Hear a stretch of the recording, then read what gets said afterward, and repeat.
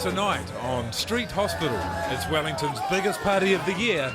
It's the Rugby Sevens. You picked it like a dirty nose, didn't you? He's had some alcohol. Why you won the game? Put him on bed one, please. We're going to have some fun tonight. All over New Zealand, the weekend's the time to hit the town and hit the booze. He said he's had about a litre of vodka. That's what I'm talking about. Hitting it hard and each other, some party animals are getting boozed, getting hurt, and they're clogging the emergency departments. They end up lining the corridors and trolleys, waiting to sober up. Wellington Free Ambulance paramedics are fighting back. On Friday and Saturday nights, ambulances parked in Wellington's party zone become makeshift hospitals. At the Street Hospital base, paramedics treat the injured where they can, on the spot. Thank you, Mr. Paramedic. Typical Wellingtonians, very friendly. Will they make a difference to the binge drinking culture in central Wellington? Can they stop the smashed and trash piling into the hospital's emergency department? And how will our paramedics cope, keeping a straight face when everyone else is off theirs? You coming to town with us?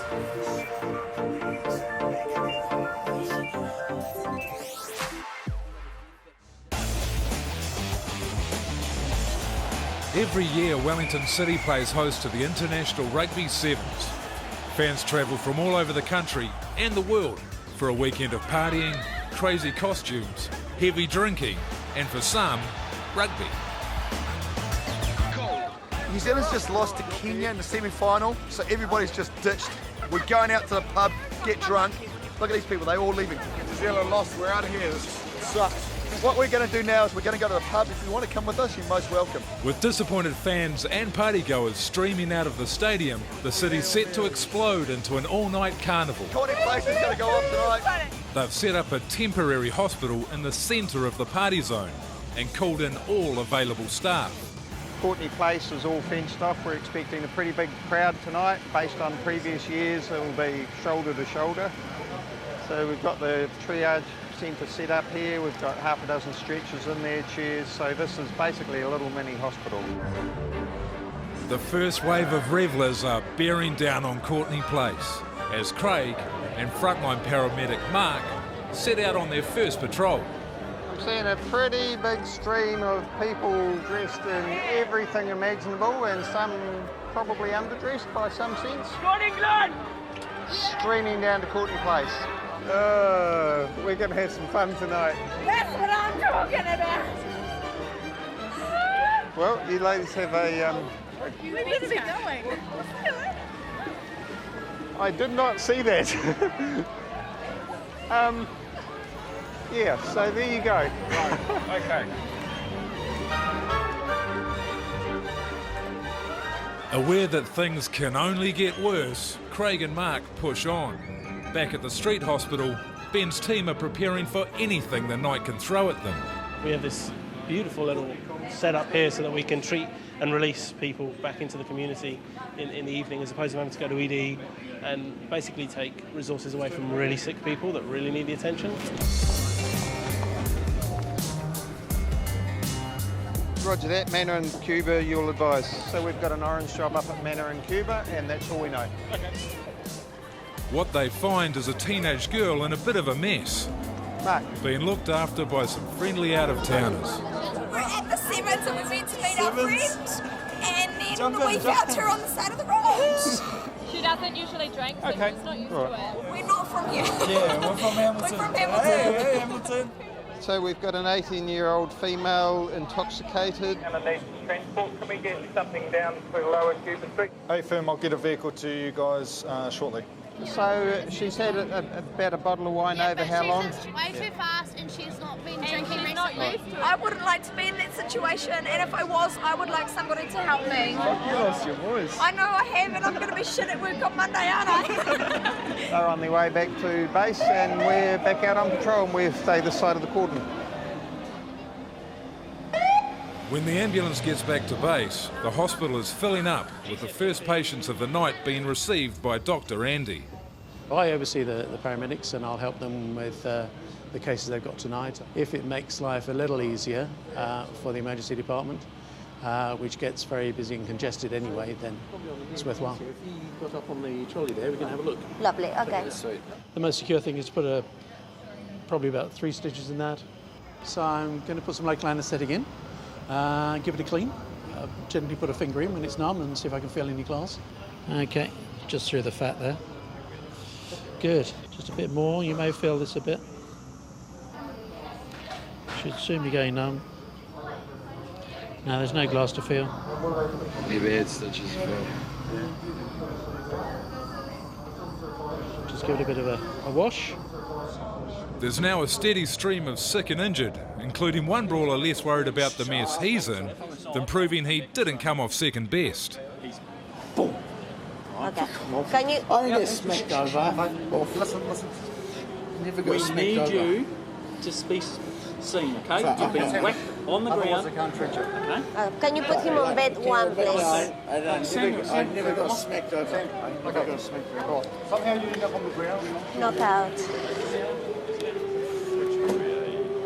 He's obviously been hit by something, got a cut across his eye or something like that. He didn't want to come, so that's why he was escorted, basically. He was on the ground probably 30 seconds. Unconscious? Don't know.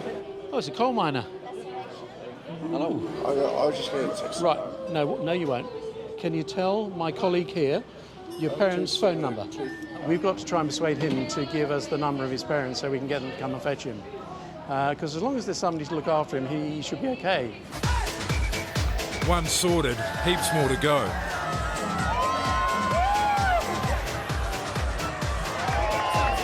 And in the middle of the heaving mass of Sevens revellers, Mark and Craig get another job. So repeating, men on the ground, York Street, near St James.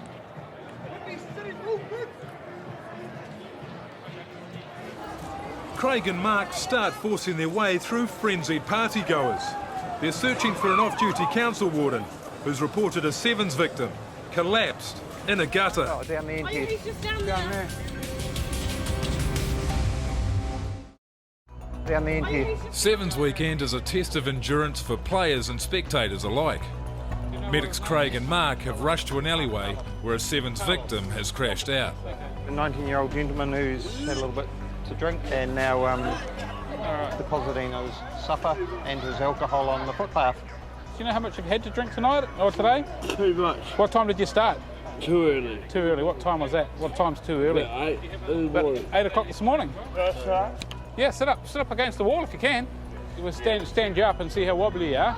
And if you can walk by yourself, then we'll call a taxi for you. If you can't walk by yourself, They may not take you. If he can stand, they'll put him in a cab and be free to get back on patrol. If he can stand. All right? So you get a cab?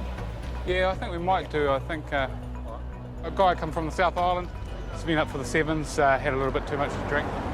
Sounds like a bit of a weekend of it. Drinking yesterday and started again at 8 o'clock this morning. Obviously hasn't weathered too well and he's off home. Well, Mark, we're going to have to head back. I've run out of gloves and we've run out of vomit bowls. It must be Sevens weekend. Back at base, concerned police have delivered a plastered basketballer. Paramedic Ben needs to decide if the guy's just drunk or some other kind of wasted. He's starting to get agitated. And at the other end of the scale, a 16-year-old girl has been brought in after being collected off the street by her concerned parents. I'm embarrassed to say my daughter's here, and my husband's just trying to carry her in. She's had some alcohol. Can we just have her checked out before we take her home? Absolutely. Bed number 4, please, just over there. Hi, she's my daughter. Yep. How old is she? 16. 16, okay.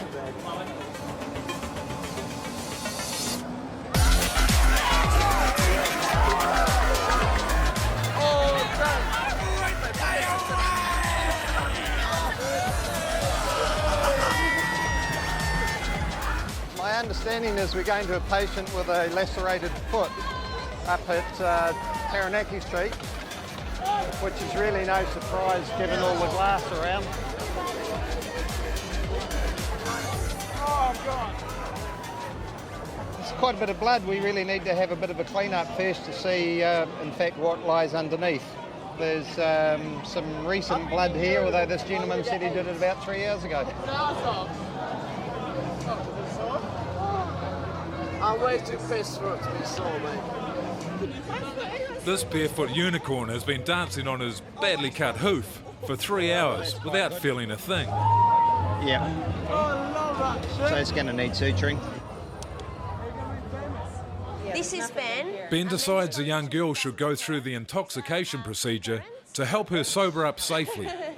When she was coming into town, we insisted that she came in with a bunch of girls, and they all stuck together, and they looked after her, which is great.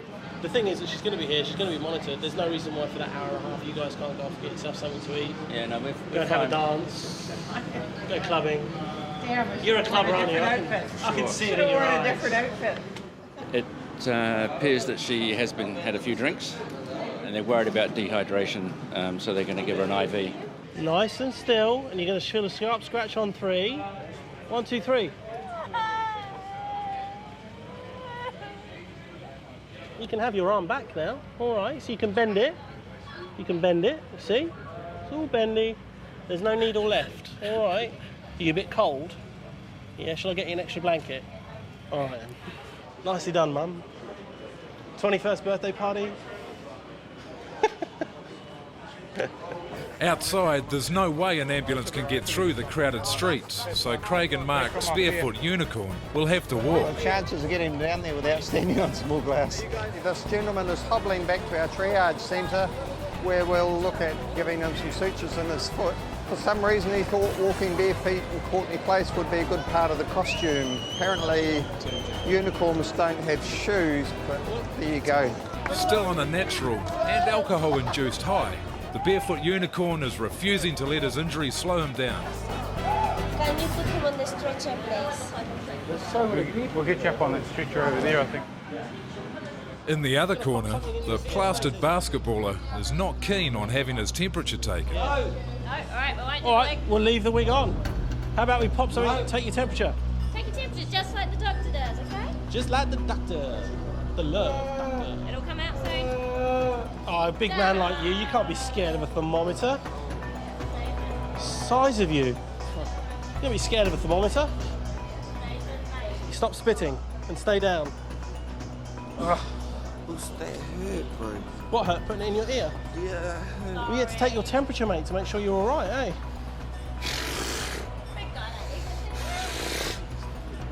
Do you want to sit down?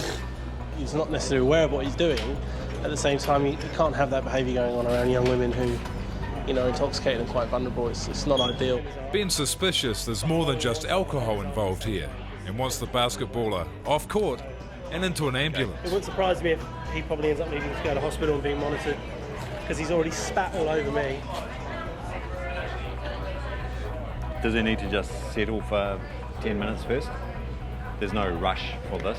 There's no rush, but that attitude Yeah, is the but issue. attitude's not a reason to transport TD. He's going to have the same attitude there. Have you taken anything else today? Yes. What have you taken? You smoke. You've had alcohol, yeah? Have you had any drugs? Yeah. What drugs? Go on, you got to tell me what drugs. What was that? I can't understand you, man. Ecstasy. Ecstasy. Shall I arrange an ambulance to transport him to hospital? I think we probably need to do that. Yes. When Ben really took him to task and said, "What have you been taking?" he said, "Ecstasy," and that was it. And that matched his behaviour. Oh. Looks like we're going down Got him? this way. Here we go. Okay. You get to know a certain amount about behaviour in the drunk, but that guy was just not relating at all to anybody. He didn't know where he was. He could have been on a different planet. You're going to take you for a little ride to hospital. You'd be a gentleman for these ladies. 2:30 a.m. and triage is heaving. Outside, Courtney Place is packed too, with Sevens fans going hard. It's all part of the fun of being a teenager, isn't it? I remember I've done it. I'm not telling any of my stories until she's 30. 1, 2, 3. Good girl. The 16-year-old has responded well to the intoxication procedure, and Ben thinks she might be able to head home. Good try, good try. Now what I want you to do is just hold your hands out like that. Then back in, to your nose, to my fingers. Good stuff. If she starts vomiting uncontrollably, you need to call us. Okay, thanks very much. It was lovely meeting you guys. Good on you. I hope you feel better. And next time, a few drinks less. And a bit of food before. Yeah, food before. But wait till you're 18. Oh yes, wait till you're 18, of course. Good on you. Yeah, Thanks take care very of much. yourselves. Thanks, guys. Cheers. See you. Caught in the middle of the mayhem, Craig and Mark are summoned to attend a job across town. I've got to head back to base to pick up an ambulance. So between Victoria Street and Willow Street, so you could go up Victoria Street, so if you want to go left there.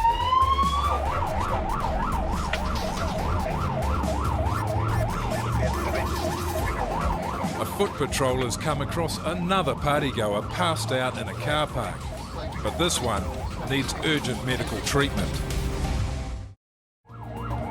As the Sevens after party continues to rage, Craig and Mark have been called to scrape up a casualty collapsed in a car park.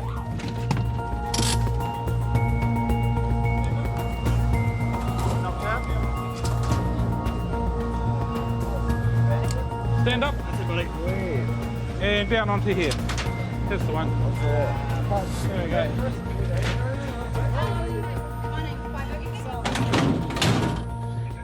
I'm just going to pop a little needle in your arm, all right, mate? So what I'm going to look at doing is popping an IV in. When we get to the triage centre, hopefully we can just start running some fluids straight away. Me and some of the boys were on our way home, and I saw lying in a car park. And then I know him from back in Masterton. I wasn't too sure it was him until I walked over and I saw him, and he was just gone, just spewing everywhere. He's vomiting, guys. Let's get him off, get him down, get it down, James. Drop these feet. Stand up, stand up, stand up. Got a bag, somebody? Because he's going to make... Bit of a cabbage drinker. If you can't handle your alcohol, stay at home, kids. Stay in school. Be like me, drink water. What have you been drinking tonight? Guinness. Guinness with chocolate. But he'll be fine. Nothing a good old Weet-Bix won't fix in the morning.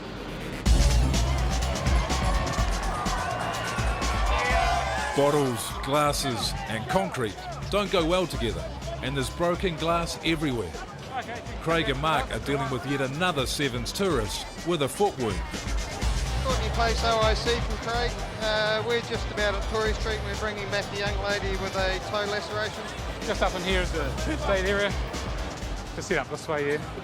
Just a bit of an injury to her toe. Just need to have looked at. Lovely. Do you want to have a seat on the chair for now, darling? She kicked a bottle. She thought it'd be funny. I thought I had flip-flops on. Yeah. I'm fine. I didn't really mind. They're like, go get it cleaned. I was like, oh, okay. I trod on it. I didn't know. Yeah. Flip-flops are an error in footwear. I should have worn trainers or something else. Yeah, I think if we don't stitch, it's going to pop open. I don't think stereo strips would hold up. No, I was thinking probably stitches. Or... Yeah. At the word stitches, our barefoot unicorn's ears prick up.